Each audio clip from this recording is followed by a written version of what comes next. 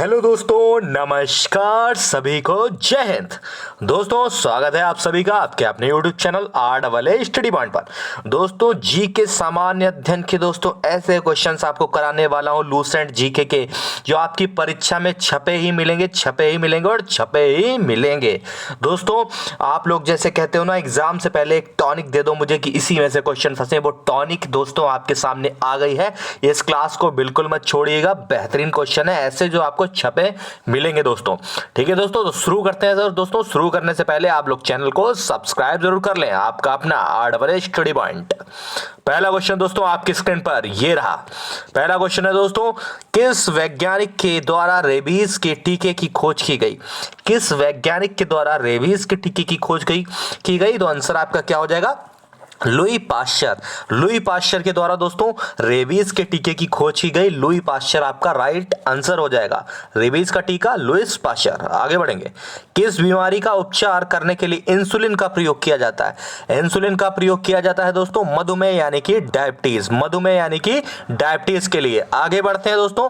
पूछा गया है एड्स का पूर्ण विस्तार यानी कि फुल फॉर्म बताइए एड्स की, तो क्या हो जाएगी दोस्तों? Acquired immuno deficiency syndrome. Acquired immuno deficiency syndrome. ठीक है दोस्तों, तो ये हो जाएगी एड्स की फुल फॉर्म। आगे बढ़ते हैं दोस्तों। अगला है, किस जीवाणु के कारण दूध से दही बनता है? किस जीवाणु के कारण दूध से दही बनता है? तो सही आंसर हो जाएगा लैक्टोबैसिलस के कारण दूध से दही बनता है। आगे बढ़ते हैं। अगला है, एंजीमा रोग में मानव शरीर का कौन सा अंग प्रभावित होता है? एंजीमा रोग से मानव शरीर का कौन सा अंग प्रभावित होता है? तो हो जाती है त्वचा यानी कि स्किन बिल्कुल सही आंसर है आपकी क्वेश्चन का। आगे बढ़ते हैं। हमारी पृथ्वी से भू-स्थिर उपग्रह की ऊंचाई कितनी है? हमारी पृथ्वी से भू-स्थिर उपग्रह की ऊंचाई कितनी है?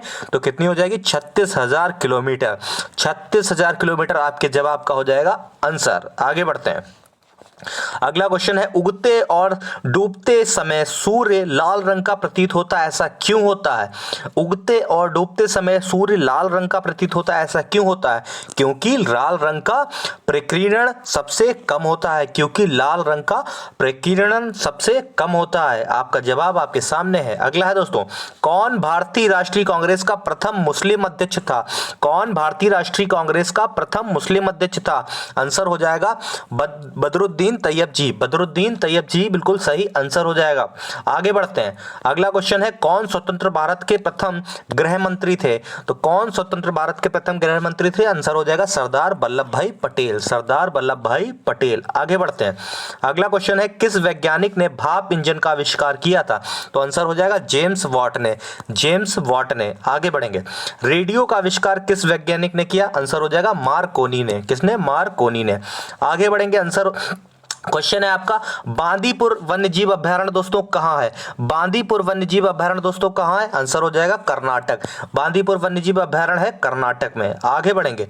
अगला है, आगा खाकप किस खेल से संबंध है? आगा खाकप किस खेल से संबंध है? आंसर है हॉकी। ये ऐसे क्वेश्चन है जो आपको एग्जाम में 100% छपे मिलेंगे, इसलिए आपको टॉनिक दी जा रही एग्जाम से पहले कि आप लोग का पेपर बेहतरीन हो। कहीं से क्वेश्चन आए ना आए, लेकिन इस क्लास से क्वेश्चन आपको छपे मिलेंगे। तो इस क्लास को बिल्कुल स्किप मत करना, पूरा देखना, और इसकी पीडीएफ भी आपको मैं दिलवा दूंगा। अगला दोस्तों, दिल्ली स्थित लाल किले का निर्माण किस मुगल बादशाह ने करवाया? तो दिल्ली स्थित लाल किले के निर्माण जो कराया वो मुगल सम्राट शाहजहां ने कराया। दिल्ली में जो स्थित है लाल किला, उसका निर्माण कराया शाहजहां ने। आगे बढ़ते हैं। किस वैज्ञानिक ने डायनामाइट का आविष्कार किया? तो डायनामाइट का आविष्कार किया अल्फ्रेड नोबेल ने डायनामाइट का आविष्कार किया। आगे बढ़ते हैं। अगला क्वेश्चन है, प्राय स्तनधारियों के लिए केक में कितने कच्छी हृदय होते हैं? तो 4 कच्छी हृदय होते हैं स्तनधारियों में। ठीक है दोस्तों, ये ध्यान रखेंगे। अगला दोस्तों, सबसे लंबे समय तक भारतीय मुख्यमंत्री के पद पर रहने का रिकॉर्ड किसके नाम है? तो यह है ज्योति बसु के नाम। ये पश्चिम बंगाल की मुख्यमंत्री रही और सबसे ज्यादा समय तक रिकॉर्ड इन्हीं के नाम है, पश्चिम बंगाल की ज्योति बसु। आगे बढ़ते हैं। अगला है, कौन सा तापमान है जिस पर सेल्सियस और फ़ारेनहाइट तापमान बराबर होता है? तो -40 डिग्री सेल्सियस की जो तापमान है उसमें सेल्सियस और फ़ारेनहाइट का तापमान बराबर होता है -40 डिग्री। अगला क्वेश्चन है किस मिश्र धातु का प्रयोग कांसा बनाने के लिए प्रयोग किया जाता है? तो तांबा और टिन का प्रयोग करके कांसा बनाया जाता है। तांबा और टिन, आप लोग ध्यान रखेंगे, तांबा और टिन। आगे है मछलियां किसकी सहायता से सांस लेती हैं? तो आंसर हो जाएगा गलफड़ों के माध्यम से। गलफड़ों के माध्यम से मछलियां सहायता लेती हैं सांस लेने में। अगला है डेविस कप। डेविस कप का संबंध किस खेल से है? तो आंसर हो जाएगा टेनिस से। किससे? टेनिस से। आगे भारत में रेगुलेटिंग एक्ट कानून किस वर्ष लागू हुआ? तो आंसर हो जाएगा 1773। रेगुलेटिंग एक्ट कानून कब किस वर्ष लागू हुआ? 1773 में।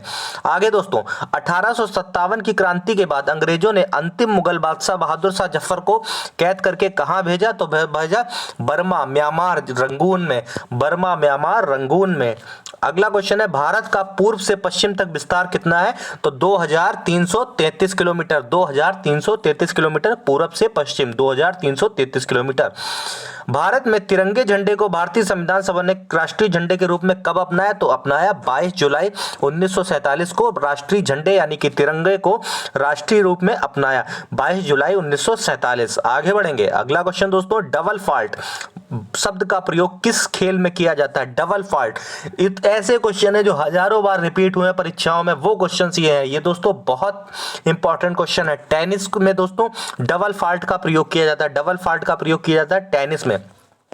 अगला है पेनल्टी किक शब्द का प्रयोग किस खेल में किया जाता है? पेनल्टी किक का प्रयोग किया जाता है फुटबॉल में। फुटबॉल में। आगे दोस्तों है पेनल्टी स्ट्रोक शब्द का प्रयोग किस खेल में किया जाता है? पेनल्टी स्ट्रोक शब्द का प्रयोग किया जाता है हॉकी में। हॉकी में। आगे बढ़ते हैं। अगला क्वेश्चन है दोस्तों, डिस्कवरी ऑफ इंडिया पुस्तक के लेखक कौन है? डिस्कवरी ऑफ पुस्तक के लेखक है पंडित जवाहरलाल नेहरू। पंडित जवाहरलाल नेहरू। अगला है पंचतंत्र पुस्तक के लेखक कौन है? आंसर हो जाएगा विष्णु शर्मा। विष्णु शर्मा। आगे भारत की पहली महिला शासिका कौन है? रजिया सुल्तान। रजिया सुल्तान। आगे है सन 1954 में भारत और चीन के बीच में कौन सा समझौता हुआ? हो जाएगा पंचशील समझौता। 1954 भारत और चीन के बीच में पंचशील समझौता। अगला क्वेश्चन है भारत के सर्वोच्च न्यायालय के मुख्य न्यायाधीश का कार्यकाल कितने वर्ष का होता है? आंसर हो जाएगा 5 वर्ष का होता है कार्यकाल, अथवा 65 वर्ष की आयु तक जो भी पहले हो वो होता है कार्यकाल। 65 वर्ष तक वो रहेंगे और उसके बाद 5 वर्ष तक उनका कार्यकाल रहेगा। ठीक है, 65 वर्ष से पहले वो रह सकते हैं, 65 वर्ष के बाद वो उन्हें होना जाएगा रिटायर। अगला है इंडियन मिलिट्री किस भारतीय राज्य में स्थित है? इंडियन मिलिट्री किस भारतीय राज्य में स्थित है? आंसर हो जाएगा इंडियन मिलिट्री एकेडमी भारत के उत्तराखंड राज्य के देहरादून में स्थित है। इंडियन मिलिट्री एकेडमी उत्तराखंड में है, जो कि देहरादून में स्थित है। आगे क्वेश्चन है हमारे भारत के राष्ट्रपति को राष्ट्रपति पद की शपथ कौन दिलाता है? तो राष्ट्रपति को राष्ट्रपति पद की शपथ दिलाता है सर्वोच्च न्यायालय के मुख्य न्यायाधीश। सर्वोच्च न्यायालय के मुख्य न्यायाधीश दिलवाते हैं शपथ। आगे क्वेश्चन है गन्ने का सर्वाधिक उत्पादन किस राज्य में होता है? उत्तर प्रदेश में गन्ने का सर्वाधिक उत्पादन होता है। अगला क्वेश्चन है पायरिया रोग से मानव शरीर में कौन सा अंग प्रभावित होता है? तो पायरिया रोग से होता है दांत। दांतों में समस्या होती है। आगे क्वेश्चन है नोबेल पुरस्कार की शुरुआत किस वर्ष की गई? तो 1901 में नोबेल पुरस्कार की शुरुआत की गई। अगला क्वेश्चन है राष्ट्रपति राज्यसभा में कितने सदस्यों को मनोनीत कर सकता है? तो 12 सदस्यों को राष्ट्रपति राज्यसभा में मनोनीत कर सकता है। अगला है सन 1983 में क्रिकेट विश्व कप भारतीय क्रिकेट टीम के कप्तान कौन थे? तो 1983 में जब भारत जीता तो कपिल देव की कप्तानी में जीता। कपिल देव की कप्तानी में 1983 में भारत वर्ल्ड कप जीता। आगे है अंतरराष्ट्रीय महिला दिवस कब मनाया जाता है? तो 8 मार्च को होता है अंतरराष्ट्रीय महिला दिवस। अगला क्वेश्चन दोस्तों है भारतीय संविधान सभा के स्थायी अध्यक्ष कौन थे? तो डॉक्टर राजेंद्र प्रसाद थे स्थायी अध्यक्ष। अगर पूछ ले अस्थायी कौन थे तो हो जाएंगे डॉक्टर सच्चिदानंद सिन्हा। ठीक है। अगला है कौन भारतीय संविधान सभा का प्रारूप समिति के अध्यक्ष थे? तो आंसर हो जाएगा डॉक्टर भीमराव अंबेडकर। डॉक्टर भीमराव अंबेडकर। अगला क्वेश्चन है सिख धर्म के संस्थापक गुरु नानक देव जी का जन्म कहाँ हुआ? तो गुरु नानक देव जी का जन्म हुआ ननकाना साहिब पाकिस्तान। ननकाना साहिब पाकिस्तान में गुरु नानक देव जी का जन्म हुआ। अगला क्वेश्चन है स्वामी दयानंद सरस्वती का मूल नाम क्या है? तो स्वामी दयानंद सरस्वती का मूल नाम है मूलशंकर। मूलशंकर। ब्रह्म समाज की स्थापना किसके द्वारा की गई? तो राजा राममोहन राय। बिल्कुल सही आंसर हो जाएगा। कोई भी परीक्षा आप देंगे क्वेश्चन आपको छपे मिलेंगे। आर्य समाज की स्थापना किसने और कहां की गई? तो 10 अप्रैल यहाँ पे हो जाएगा 1875। 10 अप्रैल 1875 को स्वामी दयानंद सरस्वती ने की।